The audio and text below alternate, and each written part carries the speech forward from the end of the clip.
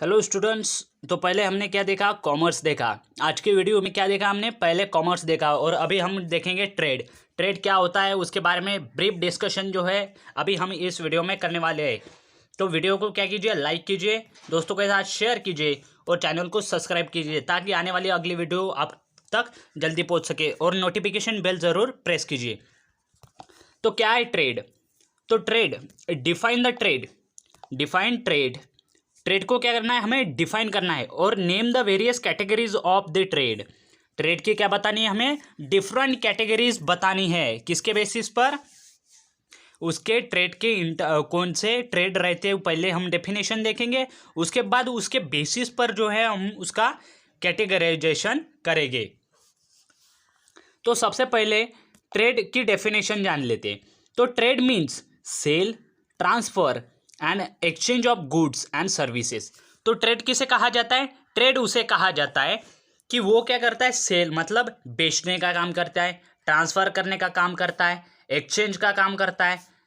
क्या exchange, cell, transfer और exchange क्या करता है वो? गुड्स। गुड्स मतलब प्रोडक्ट्स, जो भी प्रोडक्ट मैन्युफैक्चरिंग कंपनी में बनते हैं उसे क्या करता है, पहले तो सेल करता है भाई साहब, उसके बाद ट्रांसफ़र करता है, उसके बाद एक्सचेंज करता है और साथ ही साथ जो है गुड्स की क्या प्रोवाइड करता है, सर्विसेज जो है वो प्रोवाइड करता है। को क्या, ट्रेड जो है वो साथ ही साथ क्या प्रोवाइड करता है, हमें सर्विसेज भी प्रोवाइड करता है, सेल भी करता है, ट्रांसफ़र भी करता है, एक्सचेंज भी करता है। किसका? लेकिन गुड का या फिर प्रोडक्ट का क्या करता है वो? Sale, transfer, exchange and services. उसके बाद देख लेते हैं क्लासिफिकेशन क्या रहता है ट्रेड का। The trade is classified into the two main categories. किसके? दो मेन कैटेगरीज में इसका क्या किया गया है, क्लासिफिकेशन, वो नीचे दिए गए हैं। सबसे पहला ट्रेड है internal trade. What is internal trade? तो इंटरनल ट्रेड क्या रहता है? ये ट्रेड जो रहता है वो जहाँ पर मैन्युफैक्चरिंग चालू है, एमएफजी मतलब मैन्युफैक्चरिंग जहाँ पर चालू है उस सेक्टर में जो है उसका प्रोडक्शन और सप्लाई कर देना, उस सेक्टर में क्या करना, उसका सप्लाई कर देना। किसका? जो भी प्रोडक्ट या फिर गुड वो कंपनी बना रही है उसका क्या करना, सप्लाई करना। किस सेक्टर में? उसी सेक्टर में जहाँ पर ये मैन्युफैक्चरिंग चालू है, एमएफजी चालू है, उस सेक्टर में सप्लाई करना, इसे ही कहा जाता है इंटरनल ट्रेड। और इंटरनल ट्रेड में आते हैं होलसेल ट्रेड आते हैं और रिटेल ट्रेड आते हैं। मतलब बहुत ज़्यादा क्वांटिटी में भी वो बेच सकते हैं, वहीं पर जहाँ पर वो मैन्युफैक्चर कर रहे हैं। सपोज ये मैन्युफैक्चरिंग चालू है इंडिया में, तो इंडिया में ही इसका क्या होगा, डिस्ट्रीब्यूशन होगा या फिर सप्लाई होगा। और उसी के चलते जो भी होलसेलर ट्रेडर है इंडिया में वो क्या करेंगे, ज़्यादा क्वांटिटी में जो है इनका प्रोडक्ट जो है या फिर गुड्स जो है वो वहाँ पर बारो करेंगे, परचेस करेंगे और परचेस करने के बाद जो है वो उनका क्या करेंगे, बेचेंगे, उन्हें सेल करेंगे, उसका क्या करेंगे, सेल करेंगे वो। उसके बाद रिटेल ट्रेड। रिटेल ट्रेड क्या है?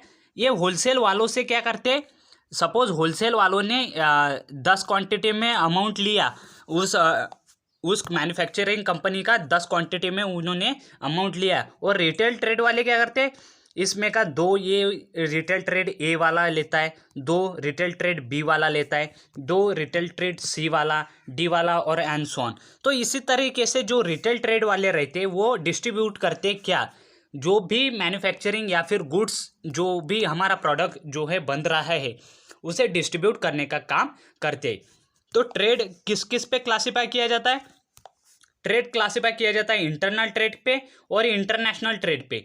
तो इंटरनल ट्रेड हमने देखा, जो ट्रेड उसी कंट्री में या फिर जिस जगह प्रोडक्शन चालू है वहीं पर सप्लाई होता है उसे कहा जाता है इंटरनल ट्रेड। उसमें वो फर्दर क्लासीफाई होता है होलसेल ट्रेड में और रिटेल ट्रेड में। और उसके बाद देखेंगे दूसरा क्लासिफिकेशन जिसे कहा जाता है इंटरनेशनल ट्रेड।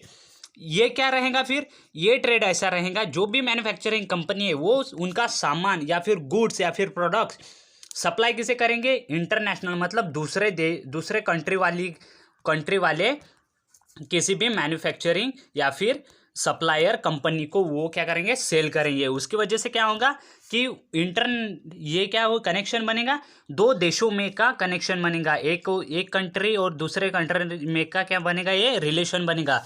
इसे ही कहा जाता है international trade. International trade classify होता है import trade, export trade and re import trade. तो इम्पोर्ट ट्रेड क्या रहता है? इम्पोर्ट ट्रेड ऐसा ट्रेड रहता है कि सपोज इंटरनेशनल कंपनी है ए नाम की, और वो सामान हमारे इंडिया के कंपनी को बेच रही बी नाम के। तो ए नाम की कंपनी जो है वो बी नाम के कंपनी को अपना सामान या फिर गुड्स जो है वो प्रोवाइड कर रही है। तो इसे कहा जाता है इम्पोर्ट ट्रेड। मतलब भारत के जो भी रीसेलर है या फिर रिटेलर है वो ये ए नाम के कंपनी से प्रोडक्ट खरीदेंगे और यहाँ पर बेचेंगे, उसे कहा जाता है इम्पोर्ट ट्रेड। और एक्सपोर्ट ट्रेड किसे कहा जाता है? इंडिया मतलब बी नाम की कंपनी ए नाम के कंपनी को सप्लाई करेगी, इसे कहा जाता है एक्सपोर्ट ट्रेड।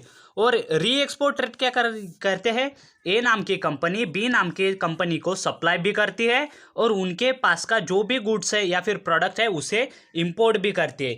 तो ये क्या हुआ? इंटरडिपेंडेंस हुआ, A depend on B, B depend on A. तो इसी को कहा जाता है री एक्सपोर्ट ट्रेड और री एक्सपोर्ट इंटरनेशनल ट्रेड। तो इस तरीके से जो है इंटरनेशनल ट्रेड का जो है हमने क्लासिफाई किया है। ट्रेड मीन्स सेल, ट्रांसफर और द एक्सचेंज ऑफ गुड और services. Trade is classify into the two main categories, internal trade and international trade. तो आपको ये समझ में आ चुका होगा। उसके बाद मूव करते हैं हम कि इंटरनल ट्रेड को और इंटरनेशनल ट्रेड को जो है वो ब्रीफली क्लासिफाई कैसे किया जाता है। तो अभी हम देखेंगे। तो ट्रेड में be describe as the nucleus of an commercial activities. Nucleus आपको पता होगा कि जो सेलर रहती है उसमें मोस्ट इंपॉर्टेंट पार्ट कौन सा रहता है? न्यूक्लियस। क्योंकि इसके बगैर ना तो कोई सेल हिल डुल सकती है, ना ही उसका आगे का जो है प्रोसेस कर सकती है। तो इसीलिए यहाँ पर जो है उसे एक नोटिफिकेशन या फिर एक आइडिया जो है कि न्यूक्लियस, ट्रेड का न्यूक्लियस कौन है यहाँ पर? कमर्शियल एक्टिविटी का न्यूक्लियस कौन है यहाँ पर? कमर्शियल एक्टिविटी का न्यूक्लियस है ट्रेड। इसीलिए यहाँ पर न्यूक्लियस की उपमा दी गई है। It is broadly classified as, trade किसे क्लासिफाई किया जाता है? इंटरनल ट्रेड और इंटरनेशनल ट्रेड करके इसे क्लासिफाई किया जाता है। तो इंटरनल ट्रेड या फिर होम ट्रेड भी कहा जाता है। तो हमने पहले ही डिस्कस कर लिया है इंटरनल ट्रेड और इंटरनेशनल ट्रेड क्या रहता है। तो इंटरनल ट्रेड उसे ही होम ट्रेड कहा जाता है। तो आइए देखते हैं कि किताब के लैंग्वेज में उसे कैसे एक्सप्रेस किया जाता है। हमने तो हमारी लैंग्वेज में बता दिया, लेकिन किताब की लैंग्वेज में वो कैसे एक्सप्रेस किया जाता है।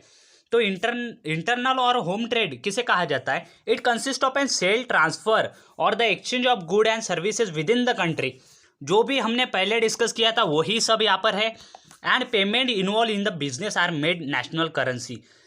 सिर्फ ये पॉइंट मिस किया था हमने कि जो भी उनका पेमेंट रहता है वो किस करेंसी में होगा? नेशनल करेंसी में होगा। किस ट्रेड में? इंटरनेशनल और होम ट्रेड में।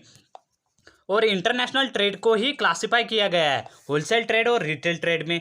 तो होलसेल ट्रेड, द गुड्स और medicine are purchase from the manufacturer in the bulk and distributed to retailer. मैंने आपको पहले ही कहा था जो होलसेल रहता है वो 10 प्रोडक्ट खरीदता है और रिटेलर को कितने 2 प्रोडक्ट करके वो क्या करता है? सेल करता है।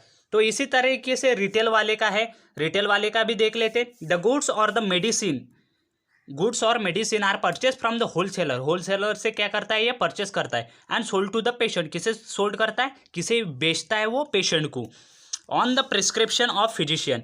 किसके कहने पर? फिजिशियन के कहने पर। फिजिशियन जो लिख के देंगे वही रिटेल शॉप वाला उसे सेल करेगा। Retailer are the link between a wholesaler and customer. So retailer क्या करता है? रिटेलर एक लिंक है। क्या है? दोनों में का एक संबंध है। किसके?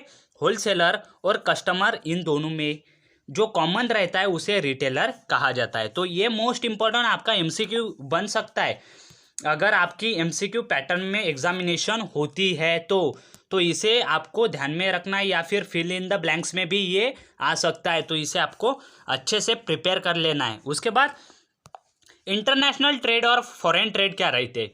तो इंटरनेशनल ट्रेड और फॉरेन ट्रेड इसे ही कहा जाता है फॉरेन ट्रेड। हमने पहले ही डिस्कस किया है, कंट्री टू कंट्री सप्लाई करेंगे मतलब इंटरनेशनल हो गया। It consist of an sale, transfer और the exchange of an good and services from the country to another country. हमने पहले ही डिस्कस कर लिया है कि एक कंट्री से दूसरे कंट्री में जो है ट्रांसफ़र करना उनका गुड्स या फिर प्रोडक्ट्स या फिर मेडिसिन जो भी ट्रांसफ़र करती है एक कंट्री दूसरे कंट्री को, इसीलिए उसे कहा जाता है इंटरनेशनल और foreign trade. It involve the transfer of foreign currency. इसका पेमेंट किस में होता है? फॉरेन करेंसी में इसका क्या होता है? पेमेंट होता है। And international trade are further classified into, जो इंटरनेशनल ट्रेड रहता है वो फर्दर क्लासीफाई किस में होते हैं वो अभी हम देख लेते।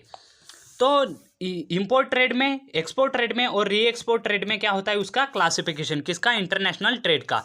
तो इंपोर्ट ट्रेड देख लेते हैं। It involve the purchase of an good from the other country. Import हमने पहले ही डिस्कस किया। इंपोर्ट मतलब किसी और कंट्री से हमारे कंट्री में इंपोर्ट कर लेना, मतलब वहाँ से बुलाना, हमने परचेस करना, उस कंट्री से हमने क्या किया, परचेस किया प्रोडक्ट, 10 प्रोडक्ट हमने उस कंट्री से परचेस किए। एक्सपोर्ट किसे कहा जाएगा, it involve the sales of good to the foreign country. हमने उस कंट्री को क्या 10 प्रोडक्ट जो है वो बेचे, मतलब सेल किए।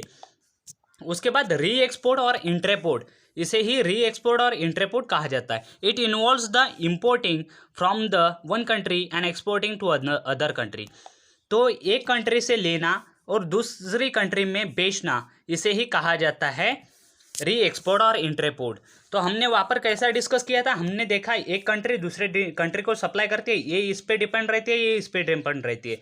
तो इसी तरीके से रहता है, एक कंट्री इस कंट्री को सेल करेंगी और ये कंट्री इनका जो सामान है, मतलब बी नाम का, वो हमारे कंट्री को सेल करेंगी और हमारी कंट्री जो है इनका बी नाम का सामान जो है वो तीसरे कंट्री को सेल कर देंगी। तो इसी को कहा जाता है री एक्सपोर्ट ट्रेड। तो आज हमने डिस्कस कर लिया किसे ट्रेड कहा जाता है और क्लासिफिकेशन क्या रहते हैं ट्रेड के। तो अगली वीडियो में हम बात करेंगे कि अगला टॉपिक क्या है हमारा। अगला टॉपिक है define aids to trade and discuss the different aids to trade और write the various activities re involving around the trade. Trade में कुछ दिक्कतें आती है, तो वो दिक्कतें क्या रह सकती है उसके बारे में अगली वीडियो में देखेंगे। Thank you for watching. Please like the video, share with your friend and do not forget to subscribe the channel. ऐसी ही वीडियो आपके लिए आती रहेंगी।